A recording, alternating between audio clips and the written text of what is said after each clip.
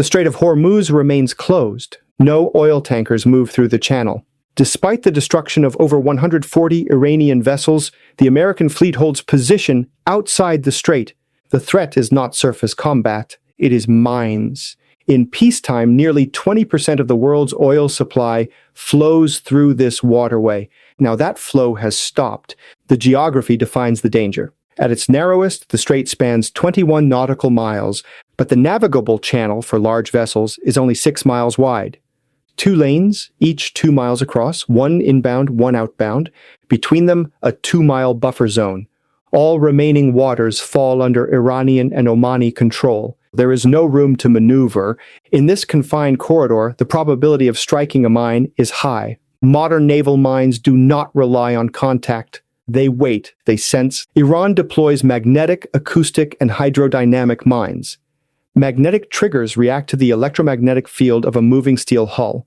Acoustic systems listen for propeller signatures. Hydrodynamic sensors detect pressure changes in the water column. The most dangerous are programmable. They count targets. One vessel passes, then another. Crews assume the route is clear. The next ship detonates the device. Mines can be anchored at precise depths or laid directly on the seabed. Bottom mines are the hardest to detect. Minesweepers move in. Speed drops to 5 to 8 knots. Sonar scans the seabed methodically. But slow movement creates exposure. Missile threat increases.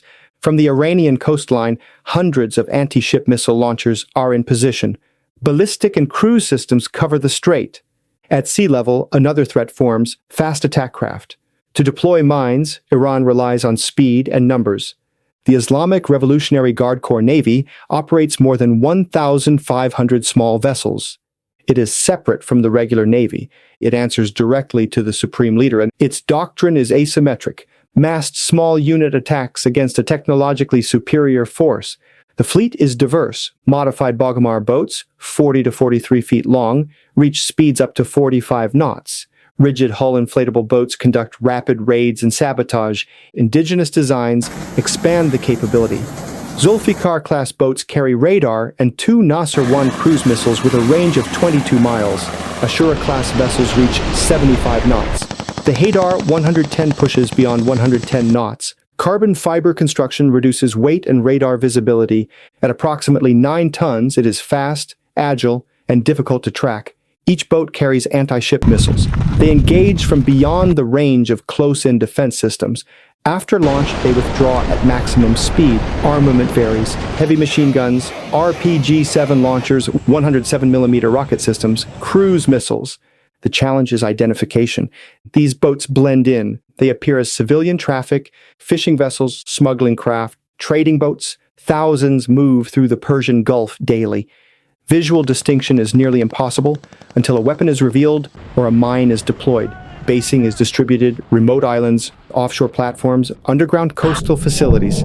IRGC footage shows rows of boats staged in hardened tunnels, ready to launch. The response shifts to the air.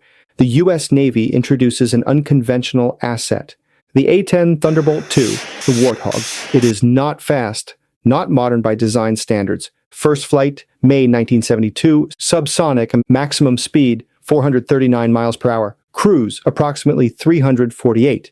But speed is not the requirement. At 250 to 310 miles per hour, the aircraft slows the battlefield. Pilots visually inspect each vessel. Hull shape, deck cargo, movement patterns, suspicious details stand out. The aircraft was built for low-altitude combat, originally designed to destroy armored formations in Europe. Now it applies the same method over water. Endurance is critical.